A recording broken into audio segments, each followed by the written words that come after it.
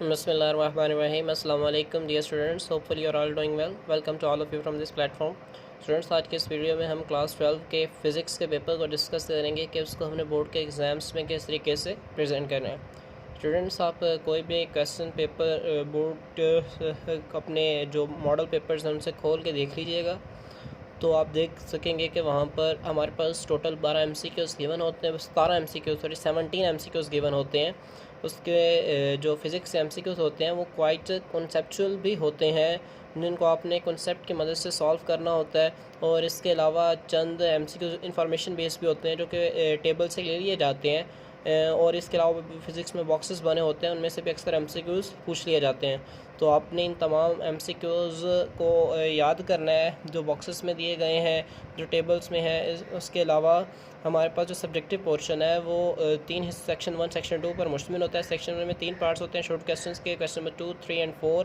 पहले 2 पार्ट्स में हमने 12 शॉर्ट क्वेश्चंस में से 8 करने होते हैं, जबकि थर्ड पार्ट में हमने 9 शॉर्ट क्वेश्चंस में से 6 अटैम्प्ट करने होते हैं।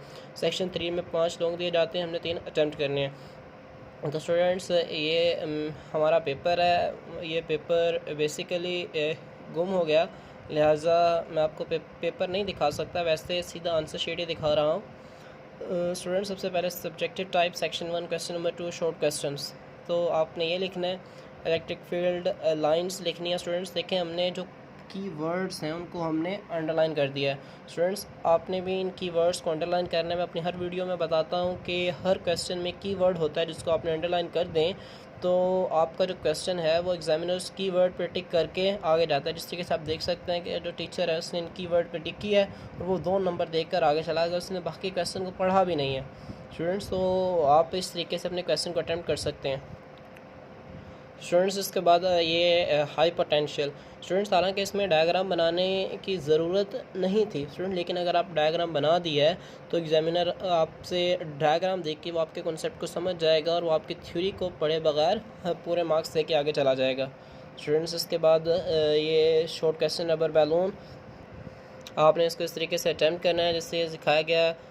सबसे पहले इसको डेरिवेशन से प्रूव करना है, उसके बाद इसकी एक डायग्राम भी लाजमी बना देनी है।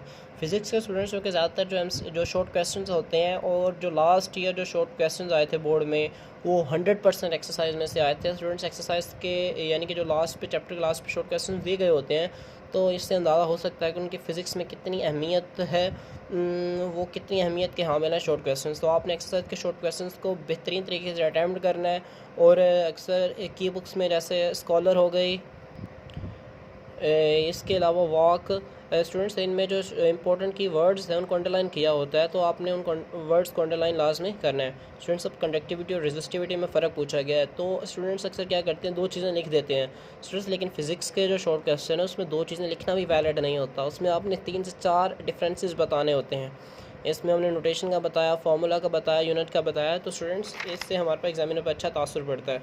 स्टूडेंट्स आप देखेंगे कि मेजॉरिटी जो शॉर्ट क्वेश्चंस हैं वो चैप्टर के एक्सरसाइज वाले ही हैं, तो आपने इस तरीके से अटैम्प्ट करना है। ये डिफरेंस है, इसको दरमियान में अंडरलाइन करना है। फिर रास पे रिजल्ट है, इसको इस तरीके से अपने अटैम्प्ट करना है। वेरिंग पोटेंशियल, पोटेंशियोमीटर को किस तरीके से पोटेंशियल डिवाइडर के सोर्स के तौर पर इस्तेमाल किया जाता है, ये आपने डायग्राम बनानी है। उसके बाद इसके ड्राइव भी लाजमी करना है। उसके बाद electric flux, student definition formula लिख के आगे जाते हैं स्टूडेंट्स अगले शॉर्ट क्वेश्चन पे, लेकिन आपने यूनिट भी लाजमी लिखना है, जिसके यूनिट्स बनते हैं उसके यूनिट्स वाकई ही लिखने हैं आपने, इससे ही आपको पूरे नंबर मिलेंगे। स्टूडेंट्स के बाद नेक्स्ट शॉर्ट क्वेश्चन थर्मिस्टर, इसके डेफिनेशन, प्रिंसिपल और यूजेस भी हमने लिखने हैं। इसके खाली यूजेस भी 4 यूजेस शॉर्ट क्वेश्चन में पूछ लिए जाते हैं, तो आपने उन यूजेस से पहले heat sensitive resistors called thermistor या आज़मी लाइन लिखनी है। स्टूडेंट्स मेरे पास शीट थी, मैंने 2 शॉर्ट क्वेश्चन एक्स्ट्रा कर दिए, लेकिन चूँकि मेरे पहले 8 शॉर्ट क्वेश्चन ठीक हैं तो एग्जामिनर उनको चेक करता है, पूरे मार्क्स देखकर अगले क्वेश्चन को चेक नहीं करता है। लेकिन हाँ, बोर्ड में अगर आपका कोई क्वेश्चन रॉन्ग हो जाता है पीछे से और आपने एक्स्ट्रा किया, वो ठीक है 2 नंबर हैं, तो वो उस शॉर्ट क्वेश्चन को काउंट करता है और पिछले को छोड़ देता है। स्टूडेंट्स इसके बाद हमारे पास नेक्स्ट शॉर्ट क्वेश्चन का portion, question number 3 short questions. Students इसमें देख सकते हैं आप, डिस्टॉर्टेड इलेक्ट्रॉन्स के सामने मैग्नेटिक फील्ड आती है तो वो डिस्टॉर्ट क्यों कर जाते हैं, तो आप जब थ्योरी लिख दें वो तो ठीक है, लेकिन साथ में जो नीचे फार्मूला लिख देंगे तो इससे ज़्यादा बेटर असर पड़ेगा एग्जामिनर पर। स्टूडेंट्स, इसके बाद जो आइसोटॉप्स हैं, केमिकल एलिमेंट्स को उस तरीके से सेपरेट किया जाता है। थ्योरी लिख दिया स्टूडेंट, लेकिन फार्मूला भी आपने लाजमी लिखना है। ये ठीक है, बुक्स में लाजमी लिखा हुआ है। उसके बाद जो सेकंड डीसी मोटर को डीसी जनरेटर में किस तरीके से चेंज करना है। स्टूडेंट्स, अब हमने जो पॉइंट्स थे उनको अंडरलाइन कर दिया, एग्जामिनर इन पॉइंट्स पर टिक करके हमें पूरे मार्क्स देकर आगे चला जाता है। पेयर्स लॉ की डेफिनेशन है मैथमेटिकली। स्टूडेंट्स, अब इसमें स्टूडेंट गलती करते हैं, वो स्टेटमेंट लिख देते हैं, मैथमेटिकल रिलेशन भी लिख देते हैं स्टूडेंट, लेकिन आपने म्यू नॉट की वैल्यू भी लिखनी होती है इसमें, तभी एग्जामिनर आपको फुल मार्क्स देता है। तो आपने म्यू नॉट की वैल्यू भी लाजमी याद करनी है, जो कि basically permittivity of free space है। इसके बाद मैग्नेटिक फ्लक्स डेंसिटी का डेफिनेशन, फार्मूला। स्टूडेंट्स, यहाँ पर जो बात काबिल गौर है, magnetic flux density, magnetic induction, ये एक ही टर्म है, तो आपने इसमें कंफ्यूज नहीं होना। इसके बाद इसका यूनिट्स लिखना है, tesla, weber per metre square, तभी आपको पूरे मार्क्स मिलेंगे। स्टूडेंट्स, इसके बाद लॉरेंस फोर्स है, इसमें डेफिनेशन लिखनी है, मैथमेटिकल फार्मूला लिखना है, तो आपके पूरे मार्क्स मिल जाएंगे। इसके बाद नेक्स्ट शॉर्ट क्वेश्चन है हमारे पास, इंड्यूस्ड जो ईएमएफ है क्या वो सर्किट के रेजिस्टेंस पर डिपेंड करती है, तो इसका आंसर हमने डेरिवेशन से देना है। स्टूडेंट्स, इस शॉर्ट क्वेश्चन के जो कि दो पार्ट्स है, तो हमने दो पार्ट्स को इस तरीके से हल करना है। इसके बाद इंड्यूस्ड ईएमएफ है, इसके रीजंस बतानी है। स्टूडेंट्स, इसके बाद यहाँ पे देख सकते हैं कि आप हमारे पिछले 8 मैंने 2 शॉर्ट क्वेश्चन इसमें भी एक्स्ट्रा कर दिए हैं, लेकिन मेरे पिछले 8 शॉर्ट क्वेश्चन ठीक हैं, तो मुझे पूरे मार्क्स मिल गए हैं। स्टूडेंट्स, लेकिन अगर कोशिश करें कि आप 2 एक्स्ट्रा शॉर्ट क्वेश्चन ना करें, बोर्ड में एक एक्स्ट्रा लाजमी कर दें, क्योंकि अगर आपको कन्फर्म है कि मेरे पिछले शॉर्ट क्वेश्चन ठीक है तो वो उससे आपको नुकसान नहीं होगा। लेकिन अगर कोई गलती हो जाती है जो कि आपके माइंड में नहीं है, अनकॉन्शियसली आपने गलती अटैम्प्ट कर दी है और एग्जामिनर की नज़रों में आ गई है, तो आपका जो अगला शॉर्ट क्वेश्चन है जो कि ठीक है, तो उससे आपको बेनिफिट मिलेगा। स्टूडेंट्स, अब ये क्वेश्चन में 4 शॉर्ट क्वेश्चन है, इसमें से हमने 9 में से 6 शॉर्ट क्वेश्चन अटैम्प्ट करने होते हैं। एएमएफ और एफएम में फ़र्क है स्टूडेंट्स, इसके आपने सबसे पहले एम्पलीट्यूड मॉड्यूलेशन, फ्रीक्वेंसी मॉड्यूलेशन, इनके जो एक्रोनियम्स हैं वो लिखने हैं। एक्रोनियम लिखने के बाद इनकी डेफिनेशन लिखनी है, फिर इसकी रेंज लिखनी है और फिर यूज़ लिखना है, तभी हमें पूरे मार्क्स मिलेंगे। स्टूडेंट्स, इसके बाद जो थ्योरेटिकल हैं इसको अपने डेरिवेशनल शॉर्ट क्वेश्चन के तौर पर अटैम्प्ट करना है। इसके बाद अगला शॉर्ट क्वेश्चन में हमने जो पॉइंट्स हैं उसको हाईलाइट कर दिया है। ये शॉर्ट क्वेश्चन बेसिकली एक्सरसाइज में से आया गया है। उसके बाद इलेक्ट्रोमैग्नेटिक जो वेव्स होती हैं उनको रिसीव किस तरीके से किया जाता है, तो आपने थ्योरी लिखने के बाद लाजमी नीचे डायग्राम बना देनी है। इसके बाद ये फिज़िक्स ऑफ सॉलिड से लिया गया है, अमॉर्फस सॉलिड्स और पॉलीमरिक सॉलिड्स में क्या फ़र्क है, तो आपने इनके प्रॉपर्टीज़ बतानी है, 2 से 3 साथ एक एग्जांपल दे देनी है। सुपर कंडक्टर्स डेफिनेशन लिखनी है, सबसे पहले किसने दरियाफ्त किए थे, कौन सा सुपर कंडक्टर था, ये आपने लाजमी बताना है। स्टूडेंट्स, इसके बाद इंट्रिंसिक और एक्सट्रिंसिक सेमीकंडक्टर्स में क्या फ़र्क है, इस तरीके से आपने अटैम्प्ट करना है और इसमें तरीके से आपको फुल मार्क्स मिल जाएंगे। स्टूडेंट्स, इसके बाद नेक्स्ट शॉर्ट क्वेश्चन में चलते हैं हम। Section number 2 long question, question number 9। सबसे पहले आपने गिवन की हेडिंग देनी है, जैसे कि आपको पता है सारा डाटा आपने लिखना है। स्टूडेंट्स, अक्सर होता है कि जो क्वेश्चन है उसमें वैल्यूज़ जो है फार्मूला में वैल्यूज़ इस्तेमाल हो रही है। फ़र्ज़ करेंगे फार्मूला में permittivity of free space mu naught की वैल्यू इस्तेमाल हो रही है, लेकिन आप कोशिश करें कि वो गिवन में लाजमी लिख दें। गिवन में हालांकि क्वेश्चन में दी नहीं गई होती, लेकिन कोशिश करें कि आप वो वैल्यू लिख दें।